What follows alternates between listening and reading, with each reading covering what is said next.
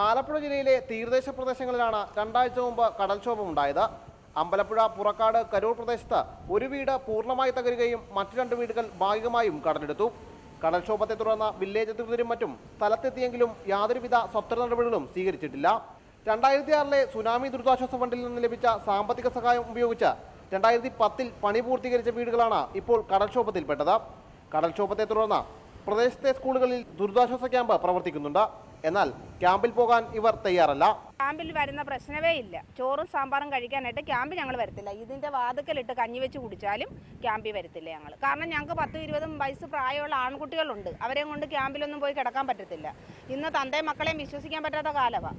Tsunami പുനരധിവാസ വീട് നിർമ്മിച്ച ശേഷം പുലിമുട്ടിടുന്ന കാര്യം വർഷങ്ങളായി സർക്കാർ പറയുന്നുണ്ടെങ്കിലും അവ പ്രാവർത്തികമായിട്ടില്ല. 2006-ൽ സുനാമി വീട് വന്ന് 2010 ആയപ്പോഴത്തേനാണ് ഞങ്ങൾക്ക് ഇത് കിട്ടുന്നത്. കിട്ടി അന്ന് കാലം മുതലേ പറയുന്നുണ്ട്, ഇട്ട് തരാം, അത് ചെയ്യാ ഇത് ചെയ്യാന്നൊക്കെ അന്ന് കാലം മുതലേ പറയുന്നുണ്ട്. പക്ഷെ പ്രാബല്യത്തിൽ വന്നപ്പോൾ ഏറെക്കുറെ വീടുകളും കടൽ കൊണ്ടുപോകും. തീരദേശ മത്സ്യത്തൊഴിലാളികളായ ഇവർ കടലിനെ ഭയന്ന് കുട്ടികളുമൊത്ത് അന്തിയുറങ്ങുന്നത് തെരുവുകളിലാണ്. സ്വന്തമായുള്ള സ്ഥലം പോലും കടലെടുത്തതിനാൽ അനാഥരായ ഇവർക്ക് ഏകപ്രതീക്ഷ സർക്കാരിലാണ്. കടൽക്ഷോഭത്തിനിരയായ കുടുംബങ്ങളെ മാറ്റിപ്പാർപ്പിക്കുകയോ ശാസ്ത്രീയമായ രീതിയിൽ പുലിമുട്ട് നിർമ്മാണം പൂർത്തീകരിച്ചെങ്കിൽ മാത്രമേ ഇവർക്ക് പേടി കൂടാതെ ജീവിക്കാനാകൂ. റിപ്പോർട്ടർ, ആലപ്പുഴ.